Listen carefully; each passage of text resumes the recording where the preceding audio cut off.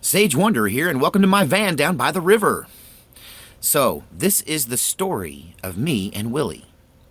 So, when I was a kid, for a brief period, I was put into the gifted and talented program at my school.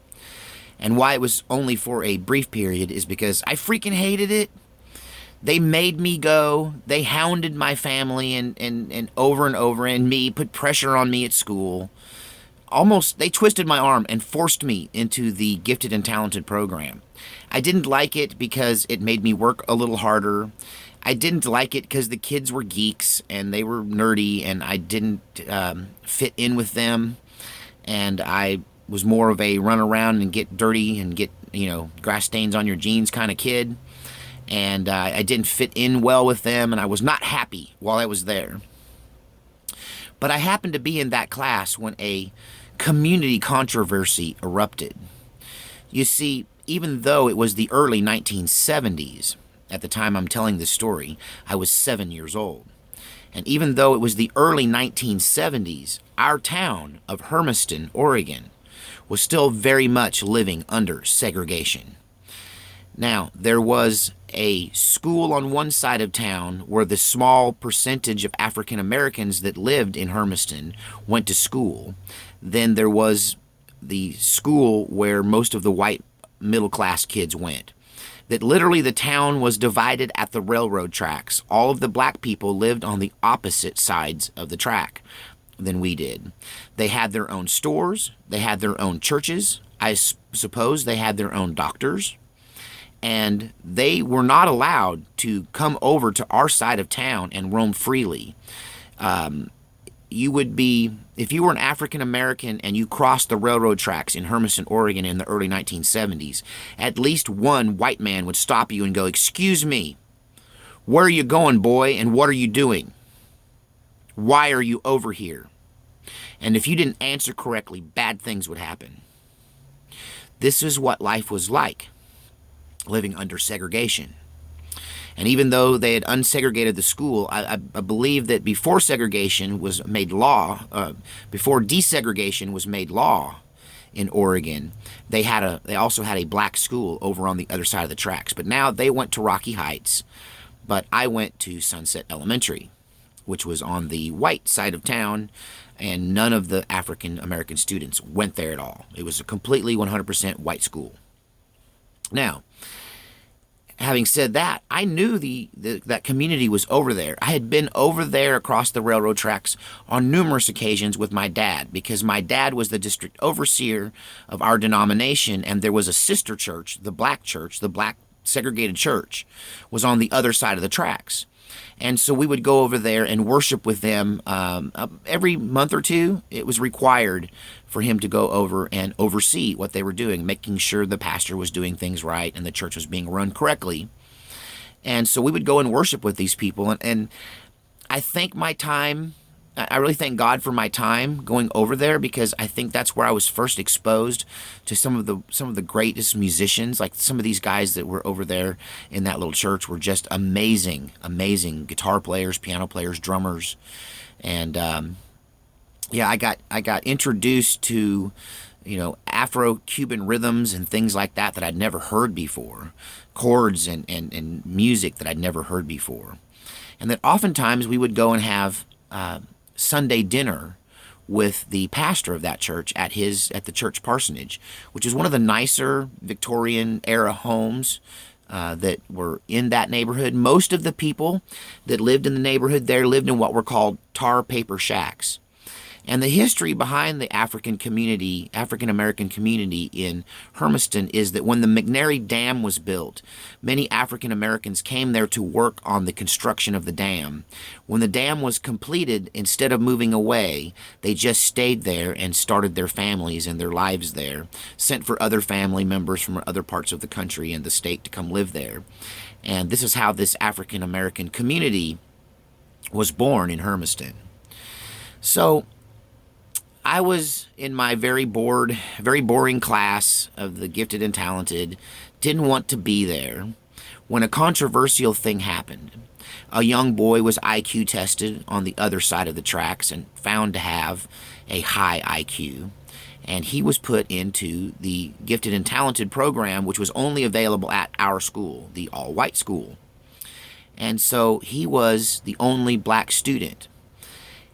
He was threatened with death threats. He was threatened by not just the children in the school, but the parents of the children in the school. That the racism there in the early 1970s was ridiculous, unimaginable by today's standards, what people would say, how they thought, the things that they would do and say. Honestly, I went to the South and found that Texas was a lot less racist than Hermiston, Oregon was in the early 1970s. So, Willie was not well liked when he showed up. The very first day, there had to be escorts that took him in and out of school because kids were threatening to beat him up. Now, we were second graders, first or second graders. We were little kids. We were 7 years old. I think it was second grade because I don't think they offered the gift. They didn't get me into the gifted and talented program till second grade. So I was 7 or 8 years old. And it was kind of interesting for me, though, because, he was in my class. And I was very bored in my class. I hated being there. Even though it was gifted and talented, I was still bored out of my mind. And didn't have much in common with the kids there. So I spent a lot of my time just kind of staring at Willie. And I realized that I actually believed that he went to my our church, the African American church over there, and that I'd played with him before on a Sunday afternoon. That he and I had played tag or something before. And he seemed familiar to me. And so, but I didn't have the courage to talk to him. I tried to talk to him. I talked to him briefly, and I did confirm that he and I had met. But just from talking to him, I was called N-word lover, and I believe I got into a pretty good fist fight over someone who was judgmental of me for even speaking to Willie. One day I came out of school. Oftentimes I got kept after school because I was bored. Even in the gifted and talented program, I was bored, and so I messed with people's minds, and I played mind games with people for my own entertainment, and I messed with the teachers a lot. I messed with the teachers a lot in subtle ways that they couldn't really get me on. Frustrating them was a hobby for me. I hate to admit it. I guess messing with authority is still a hobby for me, but I don't do it as much as I used to. But at any rate, I came out late from school after being held in detention again for talking in class or something. That's what they usually got me on. And I came out and there was a group of 4 or 5 boys, and they had taken Willie's shoes off. Now, one thing you got to know about being poor, and if you ever spent any time as a poor person, you might relate to this, what I'm about to tell you, is that really you only had 2, or if you were lucky, 3 pairs of shoes. You had your everyday shoes. You had your play shoes, which were your everyday shoes that were now worn out and not able to be really worn for anything but playing in the mud. And then you had your going to church on Sunday, or your Sunday clothes, which included a pair of Sunday dress shoes. And since Willie was being sent over to the white neighborhood, over to this really volatile situation, Willie's mama made sure that Willie, even though they were very poor, went to school in his Sunday best. Well, he only had one set, and he had to come over there for the program 3 days a week. So he wore the same clothes 3 days a week. They immediately started teasing him about wearing the same clothes. Compared to our clothes, his clothes were fancy. She probably would have been better off sending him over there in his play clothes than she would have been sending him over there in his Sunday clothes, because it gave him something else to make fun of him about besides just his race. And so when I came out of the school, these boys had knocked Willie down, taken his shoes away from him, tied him to the flagpole, and hoisted him up the flagpole. And so he would try to climb up the flagpole, and they would pull him down and kick him, and pull him down and hit him. And I was standing there really in shock. I was filled with righteous indignation, and I wanted to intervene, but there were 5 of them. And I was weighing out whether I was going to wade in there and help him get his shoes back. Because as another poor kid, because I was a poor white kid, preachers never had any money. To have money would have been seen as sinful back in those days. So we lived very close to the bone. And I would, just like Willie, I had a pair of play shoes, I had a pair of school shoes, and I had a pair of church shoes. And to come home without my church shoes would have been a butt whipping of the highest level, because the church shoes were the most expensive shoes. So I wanted to help this boy, Willie, get his shoes back. And I was about to intervene when a teacher came out and broke it up and sent the boys running and helped Willie get his shoes down. And about another week passed. Once again, I was being held from detention, a little longer this time. I think I had to stay over for an hour after school for talking in class. I had to write on the board, "I will not talk in class. I will not talk in class. I will not talk in class." And I come out late, and it's the same scenario. But now there's 3 boys, and now they have taken Willie's shoes again. 3 of these boys are 3 of the 5 boys that were there the other time. And there was no teacher in sight this time, and they had been doing this to Willie for a while. They'd tied his shoes up together. They'd thrown them up in the top of this tree, this elm tree, I think it was, oak tree maybe. And he was trying to climb the tree, and every time he'd climb up, they'd pull him down, and the bark would scrape him and scratch him, and he had scrapes and scratches, and he was bleeding. And they'd pull him down, and they'd kick him a few times and punch him a few times, and he'd fight him back and fight him off, and they'd jump back and laugh at him. He'd try to climb the tree to get his shoes down, and they'd jerk him down again. And this time, no teacher came to help. So I decided I'd had enough of it. These were older boys. These were 4th, 5th, and 6th graders, and me and Willie were 2nd graders. But I jumped in there. One of them's back was to me. I grabbed him by the back of his jacket like this and pulled him off and spun him around and, threw him on the ground with the hip throw, something the old Marine taught me. I used to throw people down hard. He taught me that hip toss when I was a kid. But I hip tossed the one guy, and then I just waded in there, and Willie immediately figured out what was going on, recognized me from class, knew that I was the one person who had the guts to try and talk to him, and remembered that time we played tag together. And he and I put our shoulders together back to back. We fought these 3 boys, and we whipped them, even though they were much older, much stronger, much bigger than us. That we were able to, through collaboration, cooperation, and apparently a superior mind, and we sent him packing. I remember throwing rocks at the last one as he ran away. So we did what kids do when you make a new friend, He was like, "Hey, you want to come to my house and play?" And I said, "Sure, why not? Yeah, let's go to your house and play." So me and this African American kid didn't think anything about a white kid and a black kid playing together, because that's how kids are. Kids aren't racist unless they're taught it. And so me and Willie walked across town, crossed the railroad tracks, and into the African American community, where we got a lot of attention. So they weren't used to seeing a white person, much less a white kid, in their neighborhood, and they were all sitting out on their porches. And most of the homes, to give you an idea, the homes were a mixture of were Victorian homes that were clapboard, homes, and those were for the more affluent families. But most of the people lived in what's called a tar paper shack. These were 1x2, not even 2x4, 1x2 construction, wood construction for the framework. And then they would take tar paper like you put on a roof, and they would just cover this top and bottom with tar paper, and then they would smear tar on it, and it would get kind of a solid consistency. And then every year or two, they'd put some more tar paper and some more tar on it till the walls got really thick.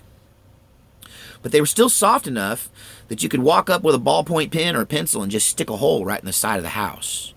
But then if that happened, or there was a hole, or something got torn, or somebody got thrown through a wall or something, you just put up more tar paper and more tar and patch it.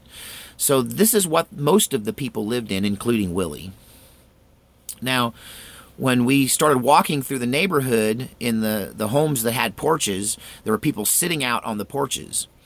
And they were, in shock that I was even over there in this segregated neighborhood.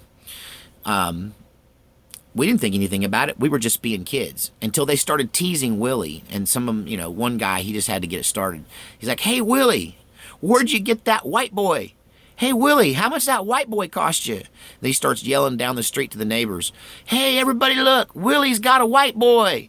And then another person laughed on the other side of the street. "Hey, Willie, where'd you find that white boy?" Another one yelled, "Hey, Willie, what'd you bring that perfectly good white boy over here for? Where'd you find him?" Another one, "Hey, how much that white boy cost you?" "Hey, Willie done bought himself a white boy." And we get to his house, and we go into the front door. And the first thing that hits me is the smell. Now, I'm not saying anything derogatory here other than their food smelled different than our food. They were cooking, his mother was cooking soul food when I walked in the door, and it was pig's feet or pig jowls. No, it was chitlins. It was some kind of pig product. And she was cooking it with collard greens and spinach, and it had this really pungent, strong odor that just, wow, hit me the minute I walked in. And I can still remember, just like it was yesterday, what her house looked like, even though it was a tar paper shack. When we came into the front door, it was very well kept. She had an old chair that she sat in. I don't know where Willie's daddy was. I'm not sure that he had one.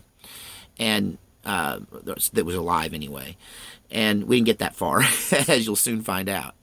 But she had this really nice old chair there, and then there was a nice little kind of sofa, love seat thing. It was all well kept. She had a china cabinet that had china in it, and it reminded me of my grandma's china cabinet. When we went into the kitchen, Willie's mom heard him come in the front door, and she immediately started scolding him. "Willie, how come you are late coming home from school? I told you you come straight home from school. You stop being late from school." And he started to complain, and he started to tell him about me, and she's like, just get them clothes off. Go in there and get them church clothes off, get your play clothes on right now. And he goes, but mama. And she turned around to scold him, and she saw me. And she said, "Oh, Lord, Willie, what have you done? Oh, Lord, they're going to kill us all. Oh, Willie, that's that preacher boy's kid. Oh, that's that preacher boy's son. Willie, what have you done? You got that preacher boy's son over here? They're going to kill us all. They're going to kill us all. They're going to think we kidnapped him and done something to him. They're going to kill us all. Oh, Lordy, oh, Lordy." And she grabs me by the hand.